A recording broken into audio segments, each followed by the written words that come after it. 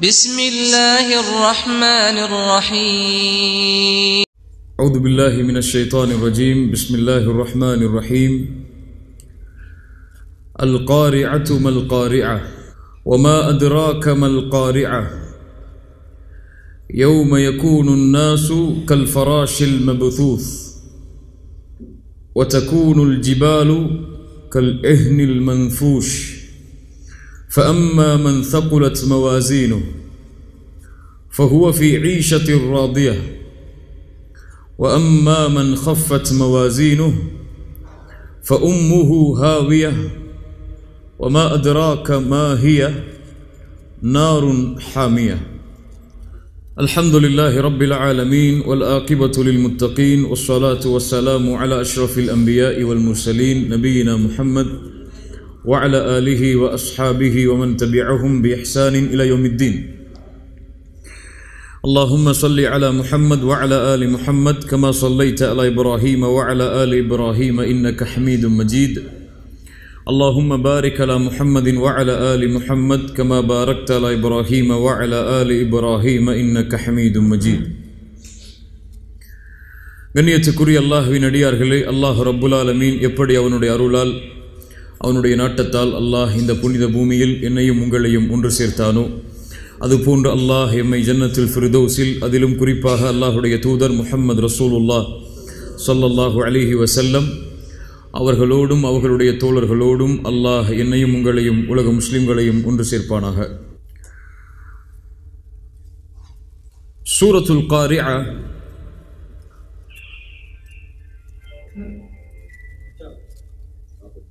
குர்ஆனில் இருக்கக்கூடிய சூறாக்களில் மிக முக்கியமான சூரா. சூரத்துல் ஜல்சலா, சூரத்துல் ஆதியாத், சூரத்துல் காரிஆ. இந்த மூன்றும் வார்த்தை அமைப்பிலும் சரி, நினைவுபடுத்தக்கூடிய முறையிலும் சரி, ஒரு சேர கருத்துக்களை உள்ளடக்கி இருக்கும். சூரத்து தகாசுர் அடுத்து வரக்கூடிய சூரா. இந்த 4 சூறாக்களையும் இன்ஷா அல்லாஹ் நாளை ஒப்பிட்டு பார்க்கலாம். சூரத்துல் காரிஆ உள்ளடக்கி இருக்கக்கூடிய செய்தி என்ன? அல்லாஹ் ரப்புல் ஆலமீன் ஆரம்பம் செய்கிறான், பிஸ்மில்லாஹிர் ரஹ்மானிர் ரஹீம். அல் காரிஆ. அல் காரிஆ என்றால் அறிஞர்களை பொறுத்தவரை மின் அஸ்மாஇ யௌமில் கியாமா, மறுமையுடைய பெயர்களில் ஒன்று அல் காரிஆ. எப்படி குர்ஆனில் அல் ஹாக்கா, அஸ்ஸாஹா, அல் காஷியா என்று அல்லாஹ் ரப்புல் ஆலமீன் மறுமையை பல பெயரிட்டு அழைக்கிறானோ அது போன்று அல் காரிஆ என்பது மறுமையுடைய ஒரு பெயராகும். வமஅலூம் அன்ன ஷைஅ இதா அதும ஹதருஹு கஸரத் அஸ்மாஉ. அறியப்பட்டது என்னவென்றால், எந்த ஒரு பொருளுடைய மகத்துவம் அதிகமாக இருக்குமோ அதனுடைய பெயர்கள் அதிகமாக இருக்கும். எந்த ஒரு பொருளுடைய மகத்துவம் அதிகமாக இருக்குமோ அதனுடைய பெயர்களும் அதிகமாக இருக்கும். அல்லாஹ் ரப்புல் ஆலமீன் மறுமையுடைய மகத்துவத்தை வெளிப்படுத்துவதற்காக, அதனுடைய பயங்கரத்தை வெளிப்படுத்துவதற்காக அல்லாஹ் குர்ஆனில் மறுமையை பல பெயரிட்டு அல்லாஹ் அழைக்கிறான். அப்படிப்பட்ட அழைக்கக்கூடிய ஒரு பெயர்தான் அல் காரிஆ என்றால். அல் காரிஆ கரஅ என்ற வார்த்தையை உள்ளடக்கியது. கரஅ என்றால் 2 பெரிய பொருட்களை ஒன்றோடு ஒன்றாக மோதும் போது வரக்கூடிய சப்தம் எரிச்சலை ஏற்படுத்தும். அதை நாம் எதிர்பார்த்து இருக்க மாட்டோம் அந்த சப்தத்தை. ஆனால் திடீரென்ற அந்த சப்தம் வரும், ஒரு எரிச்சலை எம்முடைய காதில் அந்த சப்தம் ஏற்படுத்தி கொண்டே இருக்கும். அதுபோல்தான் அல் காரிஆ என்று அல்லாஹ் ரப்புல் ஆலமீன் சொல்ல வருவது, ஒரு திடுக்கிடக்கூடிய ஒரு சப்தங்கள் ஏற்படும். அந்த சப்தம் எம்முடைய காதுகளில் எரிச்சலை ஏற்படுத்தி கொண்டே இருக்கும். நாளை மறுமையில் அல்லாஹ் ரப்புல் ஆலமீன் மறுமையுடைய நிகழ்வுகளை அல்லாஹ் கூறும்போது குர்ஆனுடைய பல வசனங்கள் அதை எமக்கு விவரிக்கிறது. இத ஷம்சு குவ்விரத் வ இதன் நுஜூமுல் கதரத். அல்லாஹ் ரப்புல் ஆலமீன் சொல்கிறான், இத ஸமாஉன் ஃபதரத் இதா ஸுல்ஸிலத்தில் அர்து ஸில்ஸாலஹா வ அக்ரஜத்தில் அர்து அஸ்காலஹா வ காலல் இன்சானு மா லஹா. சூரியனுடைய ஒளிகள் அப்படியே பறிக்கப்பட்டு விடும், சூரியன் உதிர்ந்து விடும், நட்சத்திரங்கள் அப்படியே வானத்திலிருந்து உதிர்ந்து பூமியோடு ஒன்றாக மோதும். மலைகளை அல்லாஹ் ரப்புல் ஆலமீன் ஒன்றோடு ஒன்றாக மோத வைப்பான். சந்திரனும் சூரியனும் வானங்களும் அது அதனுடைய திசைகளோடு சென்று மோதிக்கொண்டிருக்கும். பூமி நிலநடுக்கத்தால் நடுங்கிக் கொண்டிருக்கும். அல் காரியா. அப்போது இது போன்ற சப்தங்கள் எல்லாம் மனிதனுடைய காதில் எரிச்சலை ஏற்படுத்தும். அந்த சப்தங்களை அவனால் கேட்க முடியாது, பிளந்து விடும் காதுகள் எல்லாம். அல் காரியா. இன்னும் சில அறிஞர்கள் சொல்கிறார்கள், கரா என்றால் உள்ளங்களை நடுக்க வைக்கக்கூடிய, திடுக்கிடக்கூடிய செய்திகள். உள்ளத்தில் அந்த செய்தியை கேட்டால் உள்ளம் அப்படியே என்னாகும்? நடுங்கிவிடும். நடுங்கக்கூடிய செய்திகள் ஏற்படும் என்பதை அல்லாஹ் ரப்புல் ஆலமீன் அந்த காரியா என்ற வார்த்தையின் மூலமாக அல்லாஹ் வெளிப்படுத்துகிறான். அல் காரியா, திடுக்கிடக்கூடிய செய்திகள் ஏற்பட்டு விடும் அந்த நாளில். அல்லது காதுகளை பிளக்கக்கூடிய, எரிச்சலூட்டக்கூடிய சப்தங்களுடைய நிகழ்வுகள் அங்கே நடக்கும். குர்ஆனில் அல்லாஹ் சொல்கிறான், وَنُفِخَ فِي الصُّورِ فَإِذَا هُمْ مِنَ الْأَجْدَاثِ إِلَى رَبِّهِمْ يَنْسِلُونَ. சூர் ஊதப்பட்டால், அந்த சப்தம், சூருடைய சப்தம் வெளிப்பட்டால், கபர்களில் இருந்து மனிதர்கள் எல்லோரும் உயிர் கொடுத்து எழுப்பப்பட்டு அல்லாஹ்வை நோக்கி விரைந்து செல்வார்கள். சூர் ஊதப்பட்ட சப்தம் கேட்டால் அல் காரியா, மனிதர்கள் எல்லோரும் விரைந்து அல்லாஹ்வை நோக்கி செல்ல ஆரம்பிப்பார்கள். காலு யா வைலனா மன் பஅஸனா மின் மர்கதினா. அவர்கள் கேட்பார்கள், யார் எம்மை கபர்களில் இருந்து எழுப்பியது? உறங்கிக் கொண்டிருந்த எம்மை, உயிரில்லாத இருந்த எம்மை யார் உயிர் கொடுத்து எழுப்பியது என்ற அந்த சப்தத்திற்கு பிறகு அவர்கள் கேட்பார்கள். அங்கே பதிலளிக்கப்படும், ஹாதா மா வஅதர் ரஹ்மான் வ ஸதகல் முர்ஸலூன். இதுதான் நபிமார்கள் சொன்ன உண்மையான செய்தி, இதுதான் அல்லாஹ் அளித்த வாக்குறுதி என்று அந்த மக்களுக்கு சொல்லப்படும். அல்லாஹ் ரப்புல் ஆலமீன் அந்த நிகழ்வை பற்றி நமக்கு பல வசனங்களில் சொல்கிறான். யௌம தரவுனஹா தத்ஹலு குல்லு முர்திஅத்தின் அம்மா அர்தஅத். முன்னாலும் பார்த்தோம் இந்த வசனத்தை. தாய் தான் பால் கொடுத்து கொண்டிருக்கக்கூடிய குழந்தையை என்ன செய்வாள்? மறந்து விடுவாள். அல்லாஹ் சொல்கிறான், வததஉ குல்லு தாதி ஹம்லின் ஹம்லஹா.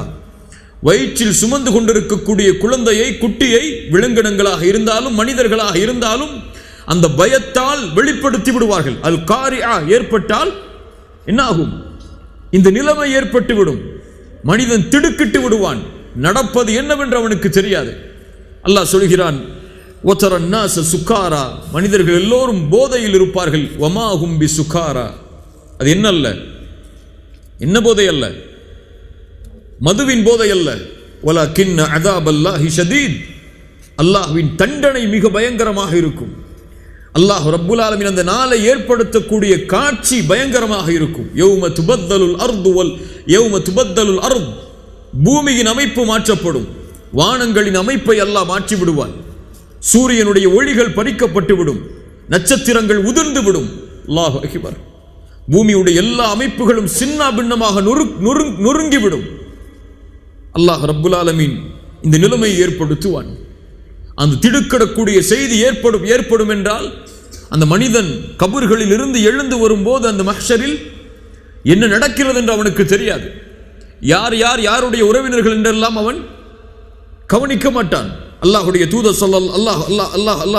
ஸல்லல்லாஹு அலைஹி வஸல்லம் சொன்னார்கள், யுஹ்ஷருன் நாசு யௌமல் கியாமah. மறுமையில் மனிதர்கள் எழுப்பப்படுவார்கள். ஃபஃபாத்தன் உராத்தன் குர்லன். செருப்பில்லாதவர்களாக, ஆடை இல்லாதவர்களாக. குழந்தை பிறந்தவுடன் ஆண்களுக்கு ஹத்னா செய்வார்கள். அந்த ஹத்னா செய்யப்படாதவர்களாக மனிதன் எழுந்து வருவான். ஆயிஷா ரலியல்லாஹு அன்ஹா கேட்டார்கள், யா ரசூலல்லாஹ், ஆண்களும் பெண்களும் ஒரு இடத்திலே இருக்கும்போது நிர்வாணமாக இருந்தால் ஒருவரை பார்க்கிற நேரிடுமே. ரசூலுல்லாஹி ஸல்லல்லாஹு அலைஹி வஸல்லம் சொன்னார்கள், யா ஆயிஷா, அல் அம்ரு அஷத்து மின் அன் யன்துர பஅதுஹும் இலா பஅத். ஒருவரை பார்ப்பதை விட அந்த நாளுடைய பயங்கரம் மிக பயங்கரமானது. சுப்ஹானல்லாஹ். கண்ணுக்கு முன்னால் நிர்வாணமாக ஒரு பெண்ணும் ஆணும் நிற்பார்கள்.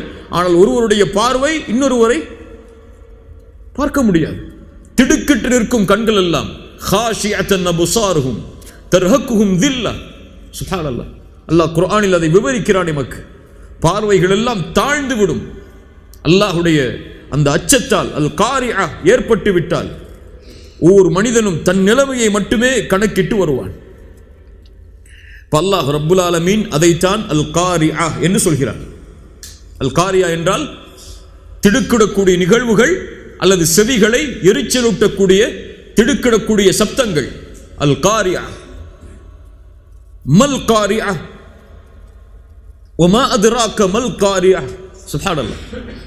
3 வசனங்களிலும் அல்லாஹ் இதே வார்த்தையை பயன்படுத்துகிறான். அப்படியா இல்லையா? 3 வசனங்களிலும் அல்லாஹ் அல் காரியா என்ற வார்த்தையை பயன்படுத்துகிறான். மல் காரியா, காரியா என்று அல்லாஹ் சொல்லிவிட்டான். அந்த காரியா என்றால் என்னவென்று அல்லாஹ் சொல்ல வேண்டும். மனிதனுடைய இயற்கை அதை கேட்கும். அப்படியா இல்லையா? அல் காரியா என்று அல்லாஹ் சொல்கிறானே, அப்படி என்றால் என்ன? காரியா என்றால் என்ன? மல் காரியா, காரியா என்றால் என்ன? அல்லாஹ் ரப்புல் ஆலமீன் அதனுடைய மகத்துவத்தை உணர்த்துவதற்காக அவனே கேள்வியாக அதை கேட்கிறான். அந்த கேள்விக்குரிய பதிலை அவன் சொல்ல வருகிறான். கொஞ்சம் காத்திருங்கள். அந்த பதிலை அல்லாஹ் ஒரு கேள்வியாக கேட்டு சொல்கிறான். மல் காரியா, காரியா என்றால் என்ன? வமா அத்ராக மல் காரியா. 3வது நபியை பார்த்து அல்லாஹ் நேரடியாக கேட்கிறான், நபியே, அந்த காரியா என்றால் அந்த செய்தியை பற்றிய கல்வி உங்களுக்கு உண்டா? அதை பற்றி நீங்கள் அறிந்திருக்கிறீர்களா?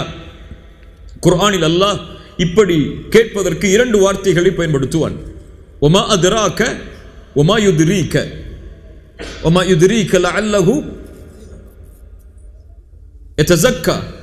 சூரத்து அபஸவில் அல்லாஹ் கேட்கிறான், வமா யுத்ரீக லஅல்லஹு யதஸக்கா வமா அத்ராக மல் காரியா வமா அத்ராக மல் ஹுத்தமா.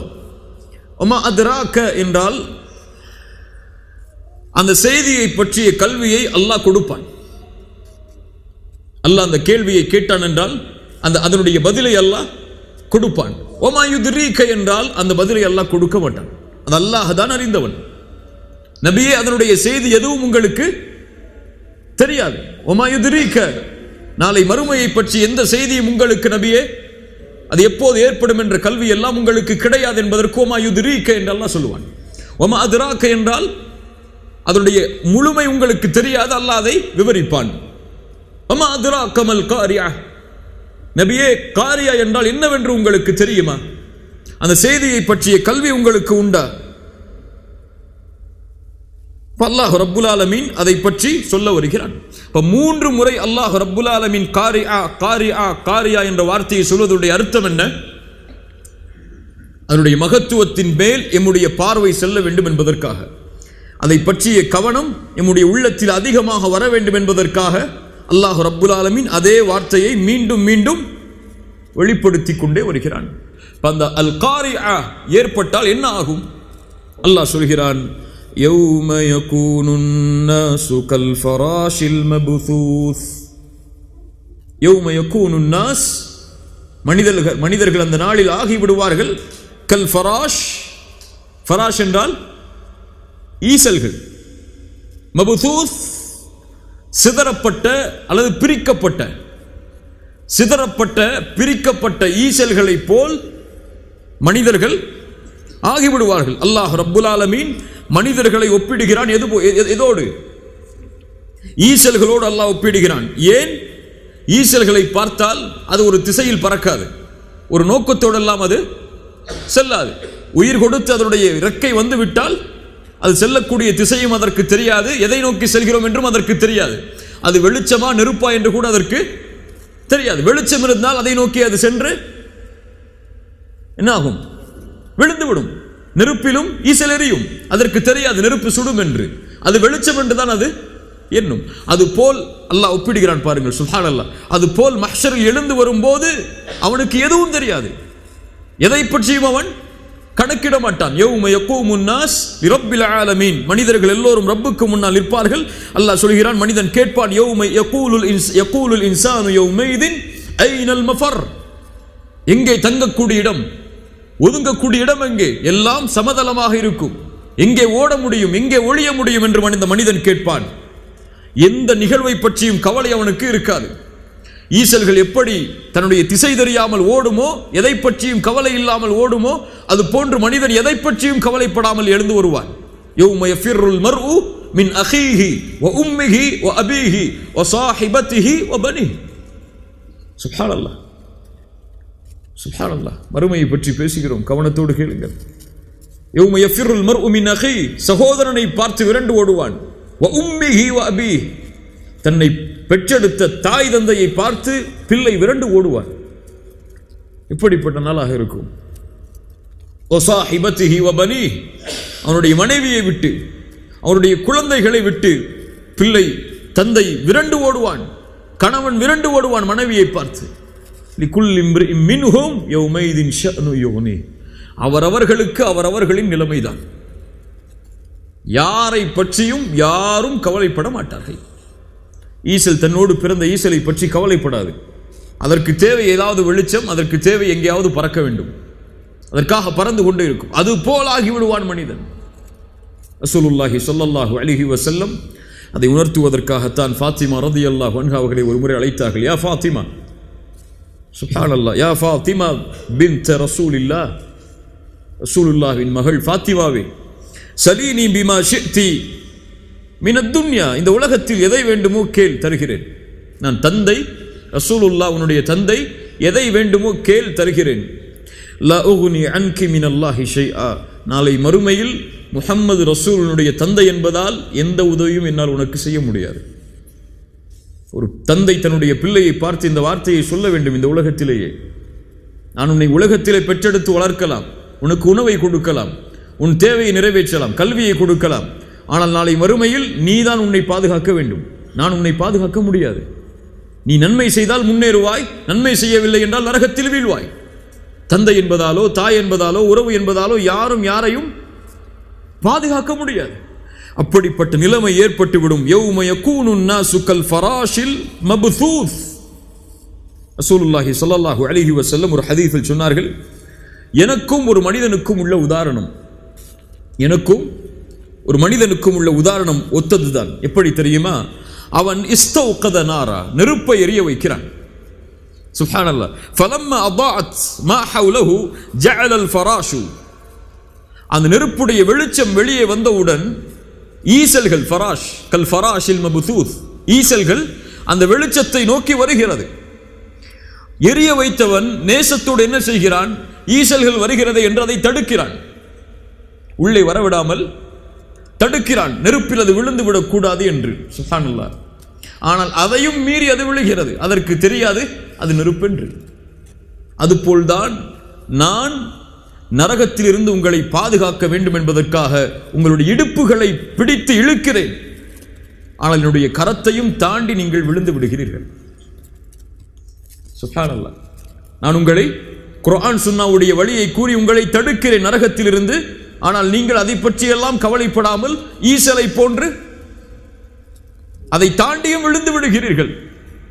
ரசூலுல்லாஹி ஸல்லல்லாஹு அலைஹி வஸல்லம் சொன்னார்கள், யௌம யகூனுன் நாஸ் கல் ஃபராஷில் மப்தூஸ். அல்லாஹ் சொல்கிறான், அல் காரியா ஏற்பட்டால் வ தகூனுல் ஜிபாலு கல் இஹ்னில் மன்ஃபூஷ். வ தகூனுல் ஜிபால், மலைகள் ஆகிவிடும். மலைதான் இந்த உலகத்திலேயே அல்லாஹ் படைத்த படைப்பில் உறுதியான படைப்பு, பலமான படைப்பு. மலையை போன்று ஒரு பிரம்மாண்டமான படைப்பு அல்லாஹ்வால் அதை தவிர படைக்கப்படவில்லை. அவ்வளவு பிரம்மாண்டமான உறுதியான படைப்பு மலைகள்.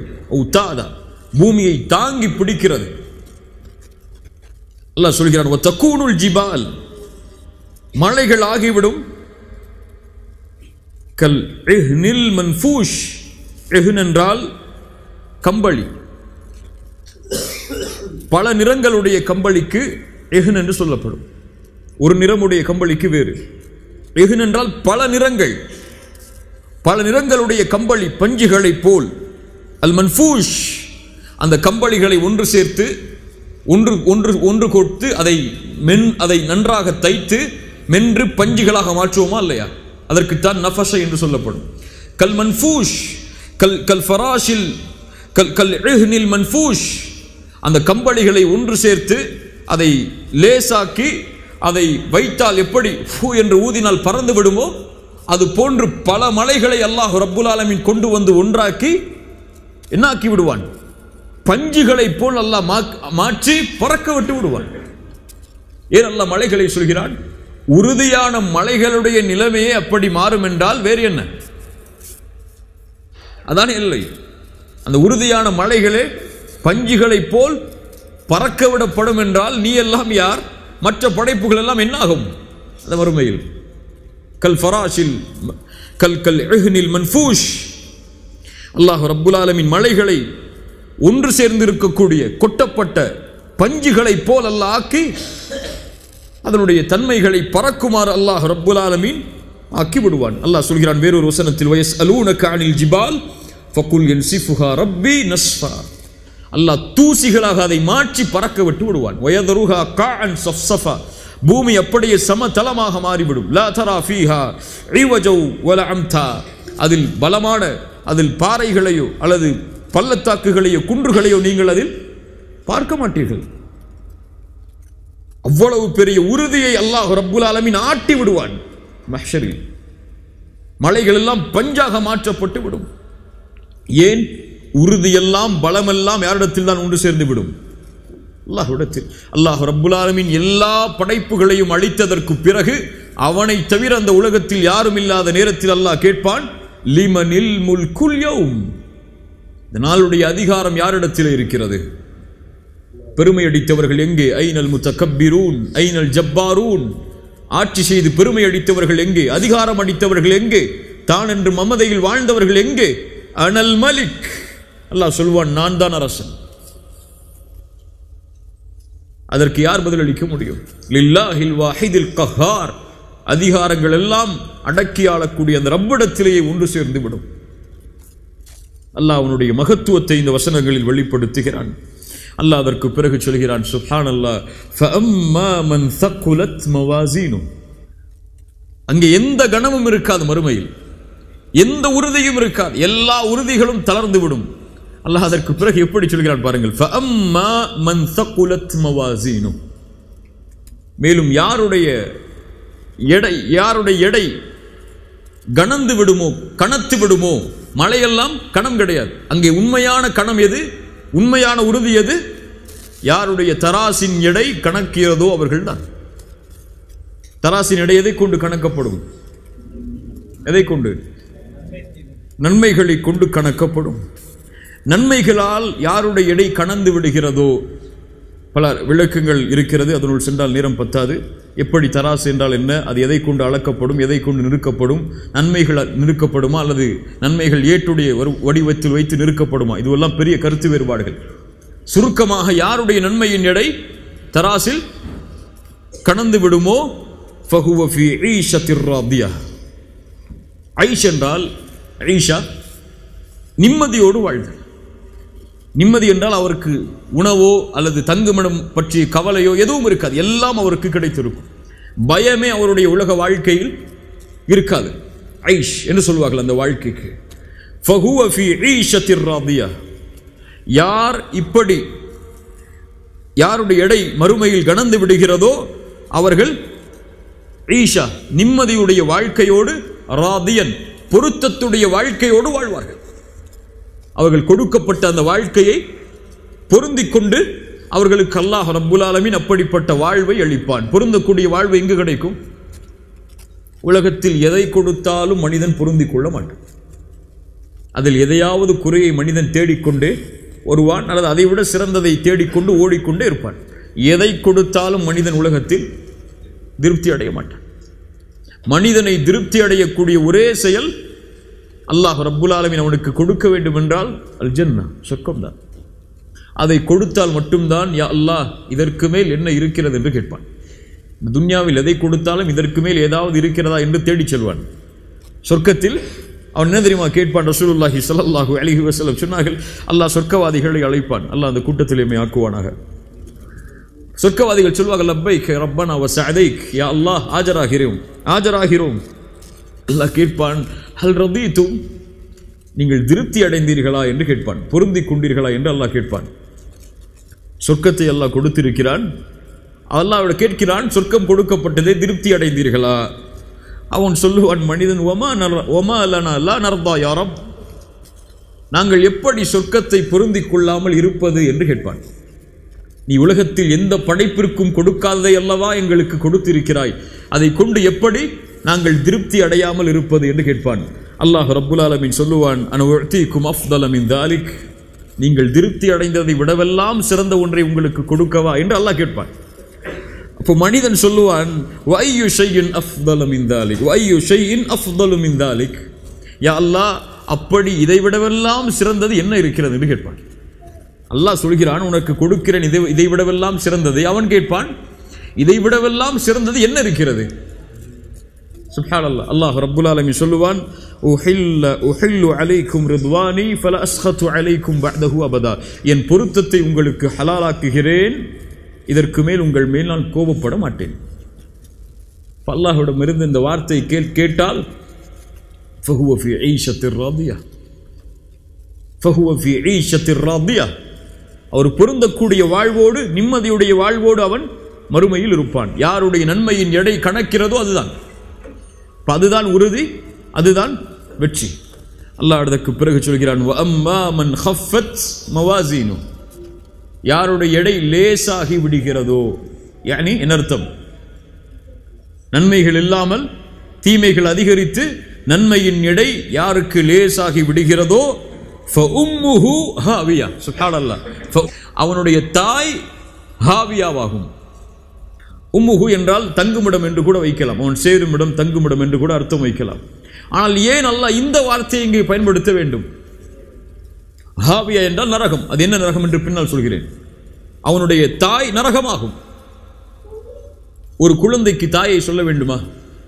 யார் உன் தாய் என்று, யாரும் இதுதான் உன் தாய், அந்த உன்னுடைய தாயை நீ கட்டி அணை முத்தமிடு என்று அந்த குழந்தைக்கு சொல்லிக் கொடுக்க வேண்டுமா? தேவையில்லை. அந்த குழந்தைக்கு தெரியும் யார் தாய் என்று. அந்த குழந்தை அறிந்து கொள்ளும் தாயிடத்தில் எப்படி நடந்து கொள்ள வேண்டும் என்று. தாய் தான் தனக்கு அடைக்கலம் என்று அந்த குழந்தைக்கு தெரியும். அதனால் தாயை விட்டு அந்த குழந்தை ஒருபோதும் பிரியாது. அதுபோல்தான் யாருடைய நன்மையின் தராசு குறைந்து லேசாகி விடுகிறதோ அவர்களுடைய அடைக்கலம் எதுதான்? அவர்கள் சென்று சேருவது எதுதான்? அதை தவிர அவர்களுக்கு வழியே கிடையாது. அவர்கள் எங்குதான் போக வேண்டும்? தாய்க்கு தான் போக வேண்டும். அவர்களுடைய தாய் யார்? ஹாவியா. சுப்ஹானல்லாஹ். அவர்களுக்கு அங்கே வேறு வழி கிடையாது, அடைக்கலம் கிடையாது. அல்லாஹ் அடைக்கலம் கொடுக்க மாட்டான். வேறு யார் அடைக்கலம் கொடுக்க முடியும்? அவருடைய தாய் தான் அடைக்கலம் கொடுக்க முடியும். அவருடைய தாய் யார்? ஃபஉம்முஹு ஹாவியா. ஹாவியாவாகும். ஹாவியா என்றால் என்ன? ஹாவியா என்றால்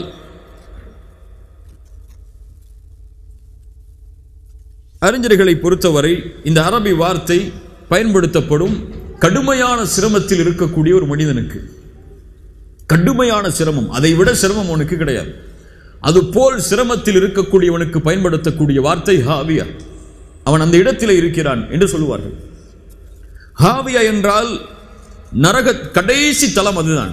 அதற்கு கீழ் தலம் கிடையாது, அதான் கடைசி தலம். அப்போ உம்முஹு ஹாவியா என்றால் நரகத்துடைய கடைசி தலம். அதான் நரகம் என்பது கீழிருந்து மூட்டப்படும் நெருப்பு. அதனுடைய ஆழத்தில் அவன் இருப்பான். ஆழம் அவனுக்கு அதுதான். நரகத்துடைய ஆழம் பற்றி தெரியுமா? ரசூலுல்லாஹி ஸல்லல்லாஹு அலைஹி வஸல்லம் ஒரு முறை ஒரு சப்தம் கேட்டது. சஹாபாக்களோடு அமர்ந்திருக்கும் போது ரசூலுல்லாஹ் கேட்டார்கள், தத்ரூன மா ஹாதா, சப்தம் என்னவென்று உங்களுக்கு தெரியுமா? சஹாபாக்கள் சொன்னார்கள், அல்லாஹு வ ரசூலுஹு அலம், ரசூலும் அல்லாஹும் தான் அறிந்தவர்கள். ரசூலுல்லாஹ் சொன்னார்கள், ஹாதா ஹஜருன் ரூமிய பிஹி ஃபின்னார் முந்து 70 ஹரீஃபா. இது ஒரு கல் 70 ஆண்டுகளுக்கு முன்னால் நரகத்தின் மேலே போடப்பட்டது. அது அதனுடைய அடித்தளத்தை இப்போதுதான் அடைந்திருக்கிறது என்று சொன்னார்கள். அது ஒரு பாறையில் மோதும் போது வரக்கூடிய சப்தத்தை போன்று இப்போதுதான் அது அடித்தளத்தை அடையவிருக்கிறது என்று சொன்னார்கள். 70 ஆண்டுகள் போடப்பட்டாலும் அந்த கல் நரகத்துடைய கீழே சென்றடையாது. அவ்வளவு ஆழம். அந்த ஆழம் என்பது முழுக்க நெருப்பால் சூழ்ந்தது. அந்த நெருப்பில் அடித்தட்டில் ஹாவியா என்ற நரகம் இருக்கும். ஃபஉம்முஹு ஹாவியா. யாருடைய நன்மையின் எடை குறைந்து லேசாகி விடுகிறதோ அவனுடைய தராசு, அவன் ஹாவியா என்ற நரகத்தை சென்றடைவான். அல்லாஹ் அதை மேலும் தெளிவுபடுத்துவதற்கு கேட்கிறான், வமா அத்ராக மா ஹியா. அந்த ஹாவியா என்ற நரகம் என்றால் என்னவென்று தெரியுமா? மா ஹியா, அது என்னவென்று உங்களுக்கு தெரியுமா? அப்ப என்ன அல்லாஹ் சொல்ல போறான் அர்த்தம். அது என்னன்னு சொல்லி, அம்மா யுத்ரீக்கனா அல்லாஹ் சொல்ல மாட்டான்னு அர்த்தம். அம்மா அத்ராக அல்லாஹ் சொல்ல போறான். அது என்ன? நாருன் ஹாமியா. அது நெருப்பு. ஹாமியா என்றால் ஒரு விஷயத்தை சூடு காட்டுதல். அதுக்கு மேல சூடு காட்ட முடியாது. அதை அப்படி இறுதி எல்லை வரை சூடு காட்டப்பட்ட நரக நெருப்பு. இப்போ அது கீழ்த்தளத்தில் தான் இருக்கணும், இல்லையா? இல்லையா? மேல்தளத்தில் இருக்கக்கூடிய நெருப்பை விட கீழ்த்தளத்துக்கூடிய நெருப்பு தான் அதிகமான சூடானது. அதான் அல்லாஹ் சொல்றான், ஹாவியா வமா அத்ராக மா ஹியா நாருன் ஹாமியா. நரக நெருப்பு எவ்வளவு தூரம்? ரசூலுல்லாஹி ஸல்லல்லாஹு அலைஹி வஸல்லம் சொன்னார்கள், நாருக்கும் ஹாதிஹி அல்லதி யூகிது இப்னு ஆதம் ஜுஸ்அம் மின் 70 ஜுஸ் மின் ஹர்ரி ஜஹன்னம். நரகத்துடைய நெருப்பு உலக நெருப்பில் நரக நெருப்பில் 70 ஒரு பங்குதான். உலகத்தில் நாம் எரிக்கக்கூடிய நெருப்பு எதுதான்? நரக நெருப்பில் 70 ஒரு பங்குதான். ஒரு பங்குதான் இந்த உலகத்துடைய நெருப்பு. இதையே நம்மால தொட முடியாது ஒரு நிமிஷத்துக்கு மேல, இல்லையா? இதே நமக்கு ஒரு வெண்ணி சட்டியை சூடு வச்சா கூட துணி இல்லாமல் இறக்க முடியாது. நரக நெருப்பு இதை விட 69 மடங்கு மேலானது. ரசூலுல்லாஹி ஸல்லல்லாஹு அலைஹி வஸல்லம் இடத்திலே நபித்தோழர்கள் கேட்டார்கள், யா ரசூலுல்லாஹ், இதுவே போதுமானது, உலக நெருப்பே போதுமானது ஒரு மனிதனை அழிப்பதற்கு, தண்டிப்பதற்கு. ரசூலுல்லாஹி ஸல்லல்லாஹு அலைஹி வஸல்லம் சொன்னார்கள், அது சூடு காட்டப்பட்டு 69 மடங்காக மாறி இருக்கிறது. குல்லுஹா மித்லு ஹர்ரிஹா, அதனுடைய ஒவ்வொரு மடங்கும் இந்த உலக நெருப்பை போன்றிருக்கும். உலகத்துடைய எல்லா நெருப்புகளையும் ஒன்று சேர்த்து ஒரு இடத்தில் எரித்தாலும் அது நரக நெருப்பில் 69 70 ஒரு மடங்கு தான். ஹாமியா, அதிலும் அந்த நெருப்பு பயங்கரமாக சூடு காட்டப்பட்டது. அதுதான் ஹாவியா என்ற நரகமாகும், அந்த நரகத்துடைய நெருப்பாகும். சுப்ஹானல்லாஹ், அல்லாஹ் ரப்பல் ஆலமீன் நரக நெருப்பை விட்டு எம்மை பாதுகாப்பானாக. ரசூலுல்லாஹ் அழுதார்கள், நபித்தோழர்கள் அழுதார்கள். நரகத்தை பற்றி பேசப்பட்டால், நரகம் சொல்லப்பட்டால் அவர்கள் நடுங்கினார்கள். நாம் எல்லாம் சாதாரணமாக அதை எண்ணிக்கொண்டிருக்கிறோம். நபிமார்கள் பயந்ததை, ரசூல்மார்கள் பயந்ததை நாம் சாதாரணமாக எண்ணிக்கொண்டிருக்கிறோம். சிராத்துடைய பாலம், சிராத் என்ற பாலம் நரகத்தின் மேல் அமைக்கப்படும். ரசூலுல்லாஹ் சொன்னார்கள், நபிமார்கள் அதை கடக்கும் போது அவர்கள் பேசுவார்கள், அவர்களும் பேசுவது யா ரப் சல்லிம் சல்லிம். இப்ராஹிம் அலைஹிஸ்ஸலாம் சொல்லுவார்கள், யா அல்லாஹ் என்னை பாதுகாத்து விடு, யா அல்லாஹ் என்னை பாதுகாத்து விடு. யார்? அல்லாஹ்வின் நண்பர் சொல்லுவார். மூசா அல்லாஹ்விடத்திலே பேசிய நபி சொல்லுவார், யா ரப் சல்லிம் சல்லிம், யா அல்லாஹ் என்னை பாதுகாத்து விடு. ஈசா அலைஹிஸ்ஸலாம், யா ரப் சல்லிம் சல்லிம். நாமெல்லாம் யார் எம்மாத்திரம், எந்த நன்மையை வைத்திருக்கிறோம், எந்த அமலை வைத்திருக்கிறோம் அந்த நரகத்திலிருந்து எம்மை பாதுகாப்பதற்கு? ஒன்றும் கிடையாது, ஒன்றும் கிடையாது. அல்லாஹ் ரப்புல் ஆலமீன் நம்மை தூய்மைப்படுத்துவானாக. அல்லாஹும்ம இன்னா நஊது பிக மின் அஸாபின் நார். ரசூலுல்லாஹி ஸல்லல்லாஹு அலைஹி வஸல்லம் ஒவ்வொரு தொழுகையிலும் பாதுகாப்பை தேடுவார்கள். அல்லாஹும்ம இன்னி அஊது பிக மின் அஸாபி ஜஹன்னம், ஜஹன்னமுடைய வேதனையிலிருந்து அல்லாஹ் என்னை பாதுகாத்து விடு என்று ரசூலுல்லாஹ் கேட்டார்கள். இப்ராஹிம் அலைஹிஸ்ஸலாம் அல்லாஹ்விடத்திலே கேட்பார்கள், வலா துஹ்ஸினி யௌம யுபஅஸூன், யா அல்லாஹ் என்னை கேவலப்படுத்தி விடாதே அந்த மறுமை நாளில் என்று. எது கேவலம்? நரகத்துடைய காற்றை ஒருவன் சுவைத்தால் போதும், அவன் நறுமணத்தால் நுகர்ந்தால் போதும், அதுதான் மிகப்பெரிய கேவலம். எது இன்பம்? சொர்க்கத்தில் அவன் நுழைந்தால் அதுதான் இன்பம். அல்லாஹ் ரப்புல் ஆலமீன் நம்மை பாதுகாப்பானாக. அல்லாஹ் ரப்புல் ஆலமீன் நம்முடைய உள்ளத்தை தூய்மைப்படுத்துவானாக. நரக நெருப்பிலிருந்து அல்லாஹ் ரப்புல் ஆலமீன் நம்மை பாதுகாப்பானாக. அல் காரிஅ மல் காரிஅ வமா அத்ராக மல் காரிஅ யௌம யகூனு الناس كالفراش المبثوث وتكون الجبال كالعهن المنفوش فأما من ثقلت موازينه فهو في عيشة راضية وأما من خفت موازينه فأمه هاوية وما أدراك ما هي نار حامية. இன்ஷா அல்லாஹ் நாளை அடுத்த சூராவுடைய விளக்கத்தோடு நம்முடைய அமர்வை தொடர்வோம். அகூலு கௌலி ஹாதா அஸ்தக்ஃபிருல்லாஹ லீ வலக்கும். அஸ்ஸலாமு அலைக்கும் வரஹ்மத்துல்லாஹி வபரகாத்துஹு.